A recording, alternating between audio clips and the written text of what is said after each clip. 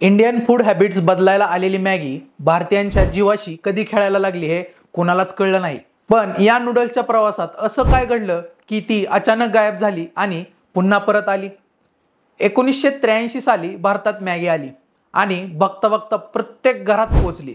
आईच्या डब्याला पर्याय म्हणून, हॉस्टेल आणि बॅचलर लोकांसाठी लाईफलाईन म्हणून मॅगीने स्थान मिळवलं होतं। फक्त 2 मिनिटात तयार हा मंत्र मनात बसवला। झपाट्याने बदलत चाललेल्या जगात जिथं वेळ महत्त्वाचा आहे तिथं मॅगीने स्वतःला एक परफेक्ट सोल्युशन म्हणून प्रूव्ह केलं। शहरापासून गावापर्यंत, हॉस्टेलपासून ते डोंगरापर्यंत प्रत्येकाचं Maggi easy to go food बनलं।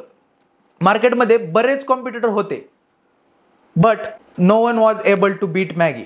पण मग अशी बातमी आली की संपूर्ण भारत हादरला। 2015 मध्ये एक रिपोर्ट बाहेर आला की मॅगीमध्ये लीड आणि मोनोसोडियम ग्लुटामेट म्हणजे MSG आहे, जे आरोग्यासाठी घातक आहे। आणि मग सुरू झाला मॅगीचा सबसे बडा डाऊनफॉल। सरकारने तातडीने मॅगीवर बंदी घातली। लोकांच्या मनात भीती निर्माण झाली। ज्या उत्पादनावर त्यांनी इतकी वर्ष प्रेम केलं तेच त्यांच्या आरोग्यासाठी धोकादायक ठरते। मार्केटमध्ये गोंधळ माजला। दुकानांमधून मॅगी गायब झाली। नेस्ले कंपनीचं नाव बदनाम झालं। शेअर्स कोसळले। ब्रँडवरचा विश्वास संपला। 3 दशकांची मेहनत एका रात्रीत वाया गेल्यासारखं वाटत होतं।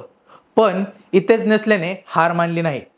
त्यांनी मॅगीवर काम केलं, झालेल्या चुका सुधारल्या आणि काहीच दिवसांमध्ये मॅगी परत मार्केटमध्ये आणली।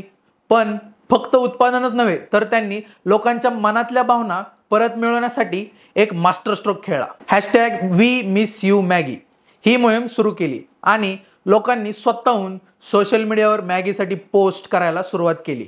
मॅगी केवळ नूडल्स नाही तर त्याच्याशी लोकांच्या भावना जोडल्या गेल्या आहेत हे नेस्लेने ओळखलं होतं।